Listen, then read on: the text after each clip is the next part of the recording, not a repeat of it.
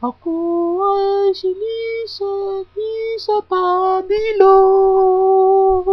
Ako ay laging tinatamad at laging inaantok. Hoy Lisa, magpunas ka, maligo ka, magligpit ka, maghugas ka, imbis na nakatambay ka, halika na. Sinasabihan ni ate, ako'y nanggigigil. Dahan-dahan na nga akong nagtitext, nakikita pa rin. Halika na, ang bagal mo, Nakakainis naman talaga itong si halika na.